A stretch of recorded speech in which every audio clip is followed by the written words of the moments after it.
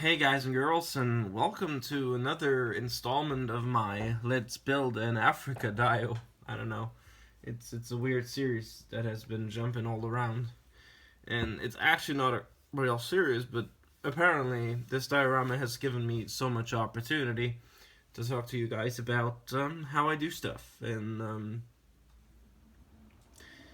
if you have watched my last two videos on building the wall, you'll be curious to know, maybe, how the wall that you saw last time will turn into a wall similar to this, and I'll talk to you guys about this in a future video, because this actually is the other side of the wall, and not the one that we have built in the last couple of videos, which I have heard were quite boring and sleep-inducing. Thank you very much, Sep, you suck. Anyhow, today we are going to do something else. We are going to put some of the AK Diorama ground texture paste onto our diorama. And as you can see, the ground here is primed with Vallejo Surface Primer Desert Tan, and don't bother about this. This is just some of the paint that I thinned and put on the stones and then just spread out because I didn't want to have too much paint on the stones.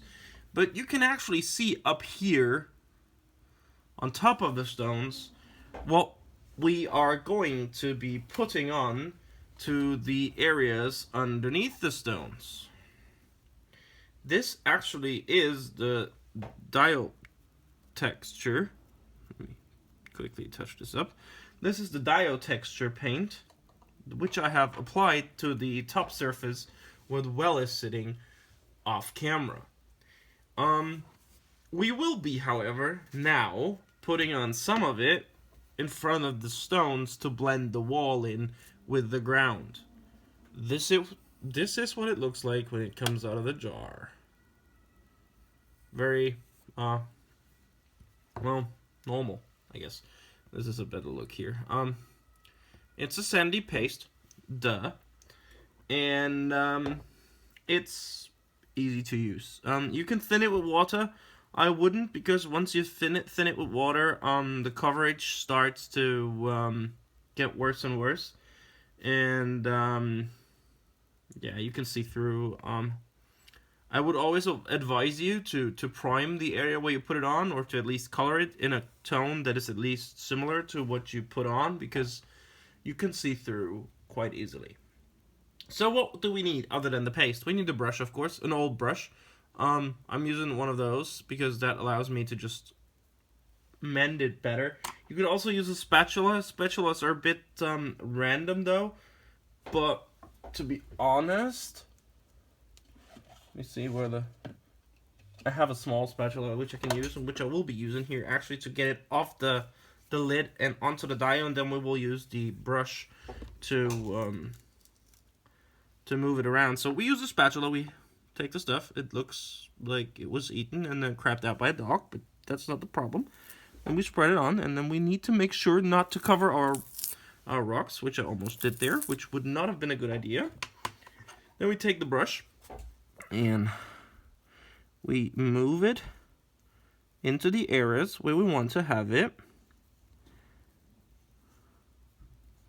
like so. The thickness, you can choose how thick you want it to be. I would advise you to not put it on too thin, because when you put it on too thin, it doesn't create the effects that you might be after, and we are after a sandy desert terrain, aren't we? So we wanted it to be about a couple of millimeters thick. Don't worry about the low-level stones. They will get covered in sand, I guess. But they would be covered in sand anyways, even if this was a real desert scene, because sand does not stay in place. It just moves, thanks in large part, for example, to wind. And this is actually quite nice to make it look realistic, and we need to focus our camera. And I'm just doing this little area right here, and once this is on, I'll actually gonna show you how it looks on top, where we did it the exact same way, so you can see the finished results, the dry results. The thing you want to keep in mind with this stuff is it takes a while to dry. You have about half an hour to mend it before it starts to dry, and you always want to try and keep it random, but at the same time try not to make it look weird, like Martian or something. Alright, now that's done. What we'll do now, we will let this sit for a while, although we can actually take the spatula and move it just slightly over the top here, straighten it out, and I'll show you guys what we do to actually make it look realistic. The problem is, if you put it on with a spatula, it just is flat, and it doesn't look like real desert surface where wind and elements have taken their toll. So what can we do? We can rip apart a sponge and use the sponge piece with tweezers, like so, and then just go over the top. And you might want to wait till it's dry, so not like I do right now, but this is way of me showing you this. And then we can use the sponge to create realistic looking surface structures. What we want to do as well, since we are blending in the wall at the same time, we want to use a smaller brush than the one we used for application. And again, use an old brush, because this stuff is nasty. And when you use your new brush to do this, you can throw your new brush away. The stuff does not like contain any kind of I don't know how to say this, toxic products or anything. It's just that it gets stuck, and when it dries rock hard, and then your brush is just ruined. So like I said, we want to use a small brush. You can actually dip that small brush into a bit of water to allow you to blend the edge here, to make it look realistic, not to have like huge allotments of sand that just look unnatural, and just try to blend it in, make it look good.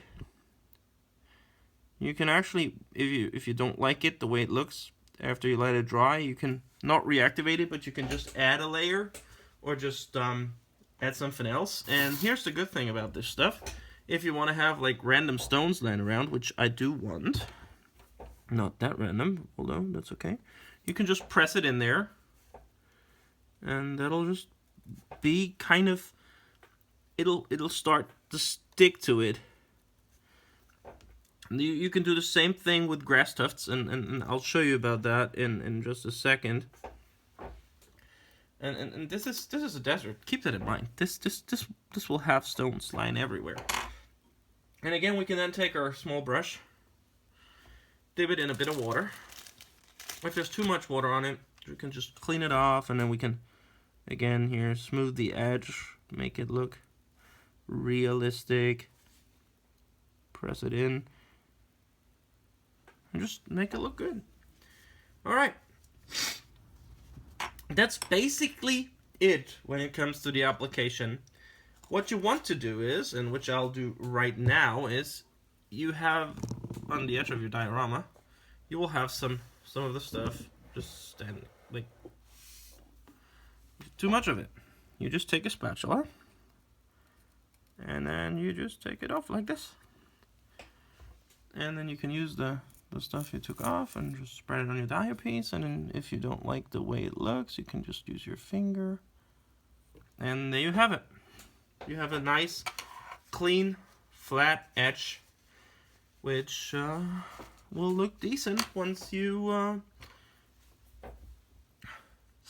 paint the diorama frame, which I have already done just to see how it looks with the black frame. And I have to say, I really like it, and I dig it, and it's looking really cool. And without further ado, I want to show you guys how this will look once it's dry. There you have it.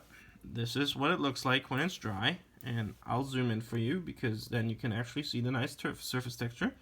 Look at this, and I really, really love the way this looks. This actually looks like sand. If you disagree, tell me, but I actually think this looks like coarse sand and desert ground. And as you can see, I have stones on there which I need to paint in similar colors to the ones on the wall. And it's gonna look the same down here. And then over here where I haven't put on the primer yet, let me zoom out because otherwise you'll just, I don't know.